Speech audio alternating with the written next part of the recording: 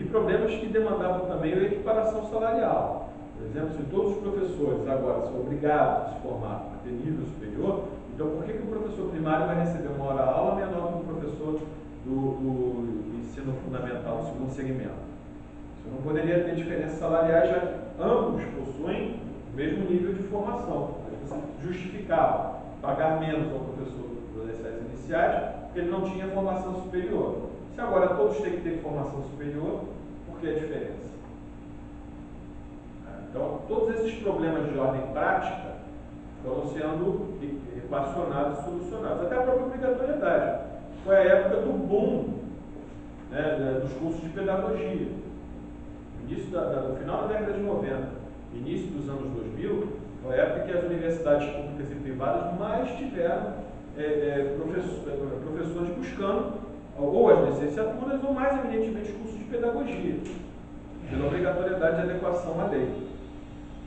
Agora, é uma lei também preocupada com o mercado? É uma lei também preocupada com a centralização e a descentralização num jogo no qual você tem o MEC com um ordenamento estrutural básico, né, feito em cima de marcos legais e parâmetros curriculares. E isso também capilarizado dentro das unidades específicas de organização da educação. Por outro lado, uma progressiva também descentralização. Por isso que essa atual LDB tem que ser vista com muito cuidado, que ao mesmo tempo que é um retrato claro de que ainda nós temos uma entidade centralizadora, que é o MEC, por outro lado, a educação hoje também, de certo modo, encontra-se bastante descentralizada. Sob que ponto de vista? Sob o ponto de vista da gestão. Então, o objetivo é cada vez mais levar às escolas processos decisórios, processos de aplicação de recursos, de gerenciamento da educação, do ensino, ainda que nós tenhamos, sob o ponto de vista curricular, sob o ponto de vista legal, ainda uma certa tendência à conservação, à centralização e à obrigatoriedade não legal, né, mas constatada na prática, de obedecer a certos critérios curriculares, ainda que em verdade sejam parâmetros, seja ainda assegurada a liberdade de ensinar e a liberdade de aprender, o que nós podemos chamar de um certo contrassenso, tá? Mas há essa tendência a cada vez mais ampliar a autonomia da escola e do docente em sala de aula, ao mesmo tempo que também você controla esse docente cada vez mais sobre o que ele está fazendo, ensinando, deixando de ensinar. São esses paradoxos que a gente fala que sempre que a prática, a teoria é outra. Sob o ponto de vista, sobre o prisma pedagógico, nós temos aqui 4 tendências que eu destaquei para vocês nesse primeiro momento, né, de introdução. A educação que nós chamamos de tradicional, a educação liberal, a progressista e as teorias educacionais. Com relação à educação tradicional, nós estamos falando basicamente do quê? Falando de todo aquele legado reprodutivista, ou seja, de uma educação enciclopédica, de uma educação que traz por objetivo apenas reproduzir os conhecimentos que são postos com autoridade. O local do professor é o local do portador de conhecimentos inquestionáveis, absolutos. A visão do aluno é aquele que apenas recebe esses conhecimentos. Não há uma preocupação sobre de que modo ele absorve ou não. Apenas é o que nós, no Paulo Freire, chamaria de uma educação bancária. O professor deposita conhecimentos aos alunos, os alunos recebem e mostram suficiência do seu entendimento. Então, o que vale? É a construção do pensamento? Não. O que vale na tendência tradicional é uma relação hierárquica, congelada, absoluta, entre aquele que é portador de conhecimentos e aqueles que não têm, e uma vez que o aluno recebe esses conhecimentos, ele tem que dar provas de que o absorveu de uma maneira absoluta, fiel.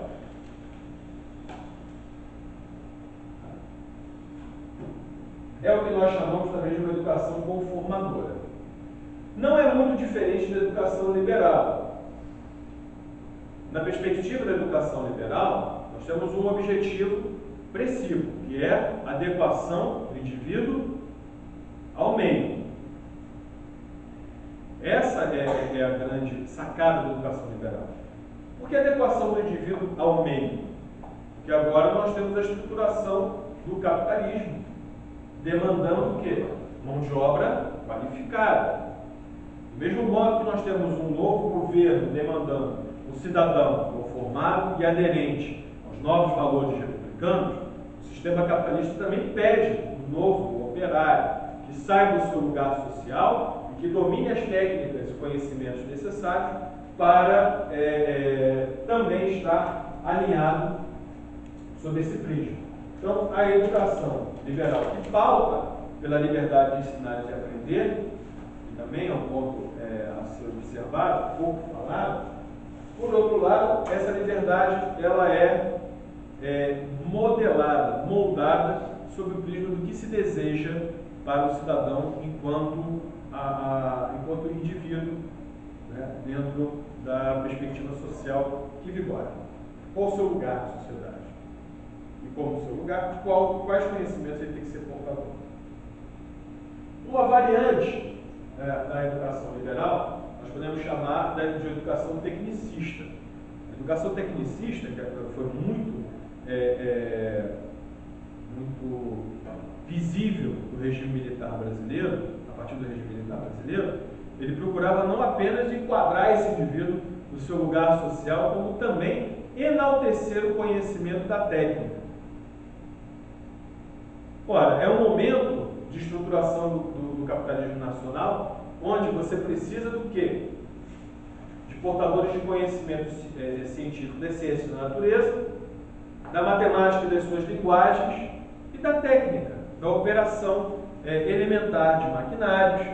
Ou seja, a educação tecnicista ela vai influenciar bastante a LDB militar, vai influenciar muito a legislação e a prática da educação militar. Porque ao mesmo tempo que ela traz no seu bojo elementos recuperando do getulismo, como a educação moral e cívica, que é dos tempos dos idos de Getúlio, a querer conformar o cidadão através da escola com uma moral oficial de Estado, vai recuperar, vai trazer essa perspectiva também para o regime militar e vai incluir também o estudo dos problemas brasileiros, o EPB, sob o ponto de vista do regime, e o OSPB, a Organização Social e Política do Brasil, sob a perspectiva do regime. E também vai preparar essa mão de obra técnica qualificada, diminuindo a carga e diminuindo as tintas da educação humanística, que é colocada em segundo plano. Não é à toa que, por exemplo, a nossa carreira ela dá um recuo brusco com a criação dos estudos sociais, ou seja, pega tudo o que não é ensino científico ou não é aplicável na tecnologia ou nas relações imediatas de trabalho fabril e industrial, amassa tudo direitinho, cria uma massa disforme, transforma aqui em estudos sociais ensinados em licenciatura bacana. Por quê? Quem tem que contar a história? O regime conta a história. Vocês só reproduzem a história que o regime quiser. Ainda que muitos vão dizer, não, durante tempo eu tinha liberdade para falar, eu tinha liberdade para ensinar, eu tinha liberdade para falar de tudo. Não era bem assim. Não era, e há documentos que comprovam que há censura, uma forte censura nos meios educacionais em todos os níveis de segmento. Entretanto, em todo esse percurso, nós ainda não estamos falando de uma educação de massa. Porque vocês já escutaram aquela história, né, dos pais e das vovós. No meu tempo, a educação pública era boa. Já escutaram isso, certamente. A educação pública hoje é ruim, a educação pública antigamente era boa, era exemplar. Por quê? Porque nós estamos falando ainda de um percurso em que a educação não era universalizada. Pra vocês terem uma ideia, a universalização da educação fundamental foi uma meta traçada pelo último governo Fernando Henrique Cardoso, quando da promulgação da nossa LDB, que estabelecia nos planos de decenais de educação a meta de universalização do acesso à educação básica e tentativa de erradicação do analfabetismo. e de tentativa de ordenamento de idade séria na educação de jovens e adultos, que ganha uma legislação na OLB, um corpo mais consistente, mais específico. Porque antes, você tinha o quê? Supletivos. 5692 se falava supletivo. Ou seja, de uma educação complementar, de uma educação mais rápida, para que aquela pessoa pudesse ganhar o tempo perdido e entrar logo no mercado de trabalho. O ponto de vista da nova LDB, não. Você sai da visão supletiva e passa a tratar sobre uma categoria própria, um corpo próprio de saberes, que é a educação de jovens e adultos. Ou seja, ela tem uma natureza específica, ela exige procedimentos didáticos específicos, e ela traz em si todo um aparato conceitual diferente. Afinal de contas, você está lidando ali com o retroalimentador do analfabetismo. Está lidando ali com a distorção em idade séria. Está lidando ali com aquele que não pôde estudar no tempo correto e que tem necessidades próprias. Você não pode usar o mesmo recurso didático com a educação para os adultos que você usa com a criança. Por quê? Porque aí nós vamos depois entrar nas teorias educacionais. Essas crianças estão em fase de desenvolvimento diferente da que os adultos já estão. Portanto, ele lhes permite uma abordagem diferente. Foi aquilo que Paulo Freire fez. Paulo Freire utilizou o método silábico, não utilizou nada demais na constituição do seu processo de alfabetização, mas ele teve a grande sacada. O que eu vou ficar falando para o pedreiro? Vamos falar, Eva viu a uva. Viu a uva. Mas Eva não viu a uva. Nem ele está vendo parreira no canteiro de obra. Nem no canteiro de obra tem ninguém chamado Eva. Mas no canteiro de obra tem o quê? Tijolo, tem pá, tem cimento, tem ferro. Ou seja, tem um universo vocabulário de domínio próprio que pode facilitar uma maior aderência e uma maior visão utilitária daquilo que ele está aprendendo. Grande sacada. Então, nós estamos falando aqui ainda, não estamos falando aqui ainda de uma educação de massa. Nós estamos ainda falando de uma educação elitista, segmentada. Quem está nas escolas públicas? A classe média. A classe pobre também está? Está. Também está. É majoritária? Não. Majoritariamente as escolas públicas eram escolas de classes médias. Tinha pobre? Tinha.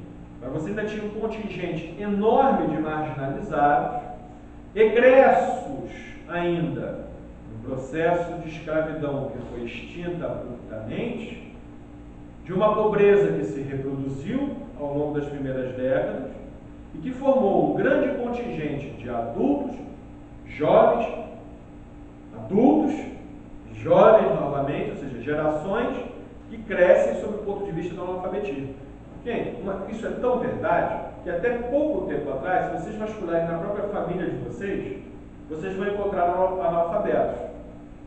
Talvez não sua mãe, talvez não sua avó, mas sua bisavó certamente era analfabeta. Ou quiçá até sua avó. Vovó nunca teve educação formal, ou minha bisavó não teve estudo.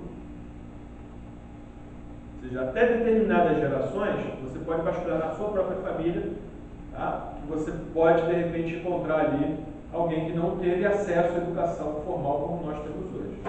Então, essa virada da obrigatoriedade da educação para todos e a busca gradativa pela ampliação das vagas, a massificação da educação, é um fenômeno que tem um corte específico no tempo e no espaço. Nesse corte é que nós temos, ou seja, na virada já entre o regime militar e a redemocratização, nesse corte que nós temos a massificação da educação nacional, ampliação do número de escolas, abertura das escolas, fim dos exames, abertura também para a população obrigatoriamente estar lá dentro, é que nós temos a fuga das classes médias da escola pública e elas vão colonizar as escolas particulares, que outrora eram vistas como escola de maluco, escola de pagou passou, excetuando-se as escolas religiosas, que eram já escolas tradicionais e consolidadas. E era doido de falar de Carrasco, de São Bento, tudo mais, de Santo Agostinho, são escolas que já estão bem estruturadas. Entretanto, a escola pública era o preferível. Então, essas classes médias migram, e ao migrarem, também migra a visão da boa educação. Então, a boa educação saiu da escola pública e foi para a escola particular e privada. Então, hoje, olha como é que inverteu-se isso. A geração da minha mãe é a geração da escola pública de qualidade. É aquela que era uma honra estudar na escola pública. Era um sinal de distinção. Eu sou da geração de que o sinal de distinção social é ter estudado numa escola privada, particular. Agora, o sistema torna-se tão louco nesse sentido que essa pirâmide que essa perspectiva se inverte quando a gente fala de ensino superior.